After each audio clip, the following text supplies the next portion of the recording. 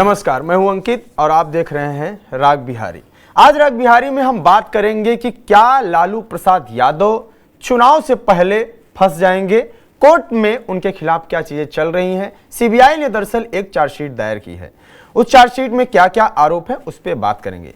इसके साथ ही बात करेंगे तेज प्रताप यादव पर। तेज प्रताप यादव काफी एक्टिव दिख रहे हैं, वो बाढ़ पीड़ितों को राहत सामग्री बांटते हुए नजर आ रहे हैं। उसके साथ ही अपने जो विधानसभा क्षेत्र है जिसमें वो चुनाव की तैयारी कर रहे हैं, महुआ, वहां पे जाते दिख रहे हैं, अपने समर्थकों से बात करते दिख रहे हैं।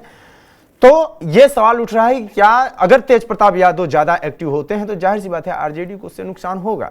तो तेज प्रताप यादव और तेजस्वी यादव में क्या ठन गई है, ये एक दूसरा विषय है। दोनों पर बात करने के लिए हमारे साथ हैं रोज की तरह हमारे executive editor Pankaj Kumar. Sir, पहला सवाल यही है कि जो सीबीआई आरोप लगा रही है कि जमीन के बदले, नौकरी के बदले जो जमीन दी गई और उसमें यह कहा गया कि लालू यादव को जो जमीन गिफ्ट हुई उनके तेज प्रताप और तेजस्वी यादव के नाम पे एक जमीन की गई, उस जमीन, वो ये जो आरोप है इसमें कितना दम है? देखिए, चार्जशीट में जो बातें लिखी गई हैं और कुछ मीडिया रिपोर्ट्स के जरिए वो सार्वजनिक हुई हैं और उसमें ये कहा गया है कि 2005 में नौकरी के बदले जो जमीन ली गई थी वो तेजस्वी यादव और तेज प्रताप यादव के नाम पर ली गई थी। 2005 में ये दोनों भाई नाबालिग थे, बालिग थे नहीं, इसलिए इनकी माताजी जो कि पूर्व मुख्यमंत्री हैं राबड़ी देवी के संरक्षण में ली गई थी। और सीबीआई ये भी कह रही है कि इनको पैसे कैश में दिए गए थे। तो दरअसल आप ये देखेंगे कि उसमें ये चर्चा है, जो सर्कल रेट है वो सर्कल रेट भी काफी कम रखा गया था, मतलब उस समय का जो सर्कल रेट था उससे भी कम रखा गया था और पैसा कैश में भी दिया गया था। तो इस बात की पूरी चर्चा सीबीआई अपने चार्जशीट में कर रही है। सवाल यह है कि लैंड फॉर जॉब केस के मामले में सीबीआई जिस तरीके से अब चार्जशीट में ये तमाम बातें सामने रख रही है, उससे एक बात तो बहुत साफ नजर आ रहा है कि सीबीआई की नजरों में इनके खिलाफ सबूत है और तभी तो सीबीआई चार्जशीट में इस तरह की बात लिख रही है। ये बात और है कि कोर्ट ऑफ लॉ में सीबीआई कैसे साबित करेगी ये देखना दिलचस्प होगा, एविडेंस क्या है वो देखना दिलचस्प होगा, क्योंकि बार बार आरजेडी के तरफ से, महागठबंधन के तरफ से ये कहा गया है कि ये सिर्फ और सिर्फ पॉलिटिकल वेंडेटा है, उसके अलावा कुछ भी नहीं है। पर सवाल यह है कि जिन लोगों ने पटना में 2 प्लॉट दिए, 2 जमीन दिए, दोनों भाई के नाम पर दिए, वो लोग भी ये आरोप लगा रहे हैं और सीबीआई की पहुंच उन तक हो गई। बदले में उन्हें क्या नौकरी मिली वो भी सीबीआई पड़ताल कर चुकी है। तो सीबीआई इन तमाम बातों का पुलिंदा तैयार कर चुकी है और जो मीडिया रिपोर्ट्स में जो बातें आ रही हैं उसमें यह बात बहुत साफ हो रहा है कि तेजस्वी और तेज प्रताप जो कि आरोपी हैं वो उस समय नाबालिग थे और इसलिए माताजी के संरक्षण में, यानी पूर्व मुख्यमंत्री राबड़ी देवी के संरक्षण में दोनों के नाम पर अलग अलग प्लॉट दिया गया था। दरअसल इस केस में सिर्फ यही दोनों भाई नहीं है, आप देख लीजिए मीसा भारती का भी नाम है और साथ ही साथ आप देख लीजिए हेमा यादव का भी नाम है। तो लैंड फॉर जॉब केस में जिस तरीके से अभी सीबीआई चार्जशीट सबमिट कर रही है और उसमें इस तरह के नाम आ रहे हैं, आने वाले चुनाव से पहले इसको जोरदार तरीके से उछाला भी जाएगा, क्योंकि एक लड़ाई आप कोर्ट में लड़ते हैं, दूसरी लड़ाई आप जनता की अदालत में भी तो लड़ते हैं। वैसे लालू प्रसाद यादव का जो अपना वोट बैंक है वो सजा याफ्ता होने के बाद भी उनका आधार वोट बैंक में अभी तक कोई खास फर्क नहीं पड़ा है और इसीलिए लालू राजनीति में जिंदा है। लालू प्रसाद जेल जरूर गए हैं लेकिन जनता की अदालत में उनको ऐसा कोई सजा नहीं मिली है जिससे कहा जाए कि लालू प्रसाद की पॉलिटिक्स खत्म हो गई हो। लालू प्रसाद आज भी बिहार की राजनीति के फोकल पॉइंट है, उनके इर्द गिर्द ही राजनीति घूमती है। और मैंने आपको एक बार जब हम लोग बात कर रहे थे तो आपको बताया था कि बीजेपी की भी रणनीति में यह है कि हम अटैक करें तो ज्यादा लालू पे करें, तेजस्वी पे नहीं करें। ये बात आप जान लीजिए, क्योंकि जब लालू की बात करेंगे तो जंगल राज आएगा, लालू की बात करेंगे तो भ्रष्टाचार आएगा, लालू की बात करेंगे तो अपहरण उद्योग लोगों के दिमाग में आएगा, लालू की बात करेंगे तो लॉलेसनेस आएगा, लालू की बात करेंगे तो बिजली के बदले लालटेन आएगा। और बीजेपी और एनडीए को यही लगता है कि लालू प्रसाद को प्रमुखता दिया जाए। और देखिए, ये पॉलिटिक्स बड़ी अजीबोगरीब है। एक तरफ लालू प्रसाद की पहचान गरीबों के मसीहा के रूप में होती है, और लालू प्रसाद की पहचान इस रूप में भी होती है कि उन्होंने गरीबों के मुंह में, वंचितों के मुंह में आवाज दी। जो लोग बोल नहीं पाते थे, सिर उठाकर चल नहीं पाते थे, लालू प्रसाद ने उनमें आवाज भरी और उनको ताकत दी, उनको हिम्मत दी। वो आगे आए, वो एमएलए बनने लगे, एमपी बनने लगे, वो सड़क पर सीना तान करके चलने लगे, उनका आत्मसम्मान बढ़ा है। लेकिन दूसरी तरफ उन पर यह आरोप लगता है कि उन्होंने इन लोगों को एक्सप्लॉइट किया। आवाज तो दी, रोटी तो दी, लेकिन एक पुख्ता तौर पर कुछ इंतजाम नहीं किया, केवल उसको वोट के रूप में इस्तेमाल किया। बिहार में जंगल राज कायम किया, समुचित विद्यालय के जगह चरवाहा विद्यालय खोला, जहां पर बिजली होनी चाहिए वहां लालटेन जलाया। तो सवाल यह है कि इतने तरह के आरोप लालू प्रसाद पर लगते हैं। एक तरफ लालू प्रसाद मसीहा भी कहे जाते हैं, दूसरी तरफ लालू यादव तमाम लॉलेसनेस और उन चीजों के पर्याय भी माने जाते हैं। और पिछले आप कह लीजिए 2005 से लगातार आरजेडी सत्ता से बाहर अपने दम पर नहीं आ पाई है और सत्ता से बाहर है, तो इसकी बड़ी वजह यही है कि लालू प्रसाद इन चीजों के सिंबल बन गए।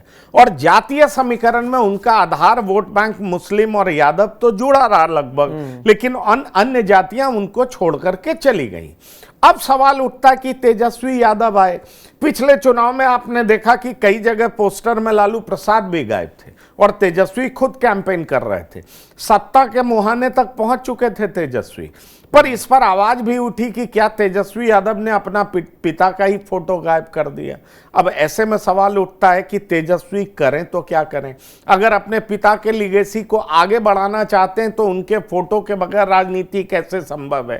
तो ये सारी दिक्कतें तेजस्वी के सामने भी हैं। अब ये एक परिपक्व पॉलिटिशियन पे निर्भर करता है कि वो इस पॉलिटिक्स को कैसे आगे बढ़ाता है। तेजस्वी की परीक्षा फिर होनी है, पर इतना सच है कि बिहार में आप देखेंगे लालू प्रसाद के खिलाफ इस चार्जशीट को जोरदार तरीके से एनडीए एक्सप्लॉइट करेगी, खूब प्रचार करेगी, जनता की अदालत में लेकर के जाएगी, लालू के खिलाफ बुरे तरीके से इस्तेमाल करके लालू को घेरने का प्रयास करेगी। और इसीलिए इस चार्जशीट में जो भी लिखा है वो कोर्ट ऑफ लॉ में साबित हो पाएगा या नहीं, ये बात की बात है, लेकिन आप देखिएगा इसकी चर्चा खूब होगी।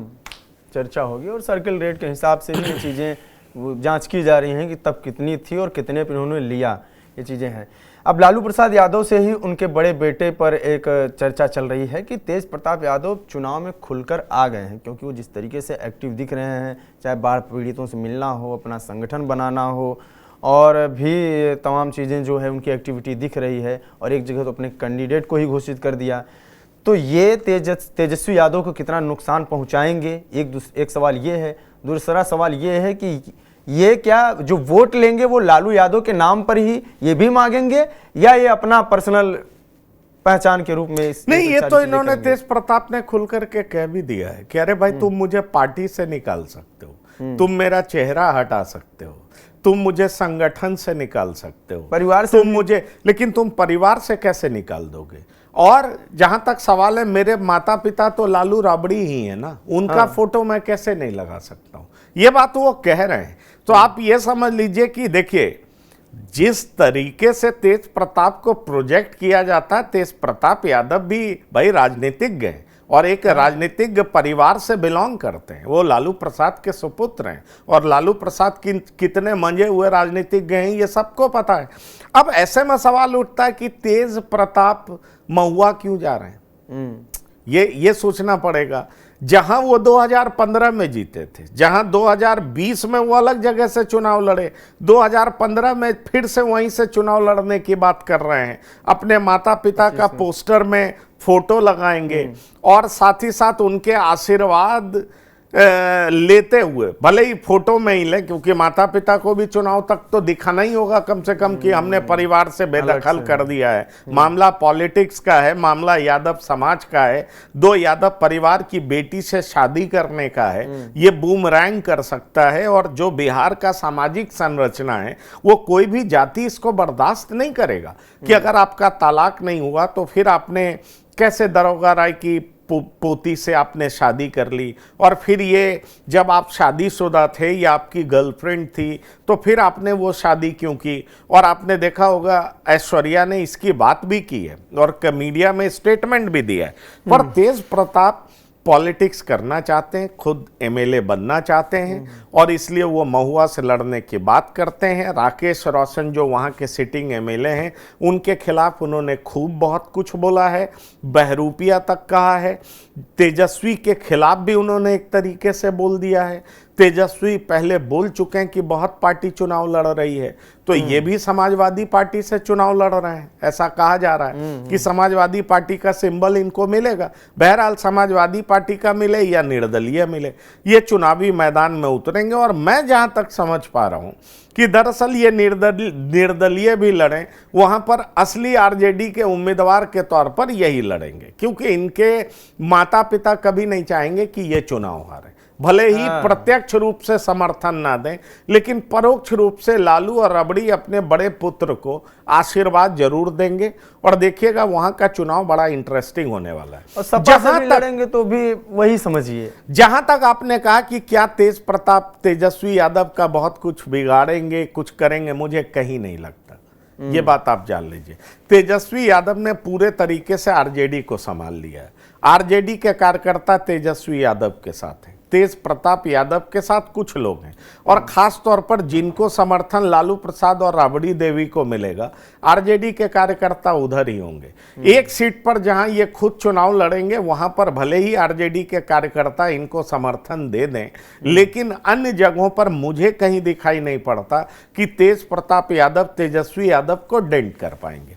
अब ये कहते रहे हैं कि मैं कृष्ण हूं और मेरा भाई अर्जुन है, अब इस तरह की बात नहीं कह रहे हैं। अब एक अजीबोगरीब बयान दे रहे हैं कि अगर वो अर्जुन है तो बांसुरी बजाए। अरे बांसुरी तो कृष्ण बजाते थे। पता नहीं क्या एनालॉजी ये डिराइव करना चाह रहे हैं, बताना चाह रहे हैं, पर मेरे समझ से परे है कि ये किसी भी तरीके से तेजस्वी यादव को डेंट पहुंचा पाएंगे, क्योंकि आरजेडी में अब पूरी तरीके से तेजस्वी यादव की पकड़ है। लालू प्रसाद उनको अपनी विरासत सौंपना चाहते हैं, और तेजस्वी यादव उसके लिए पूरे तरीके से तैयार हो चुके हैं। बिल्कुल।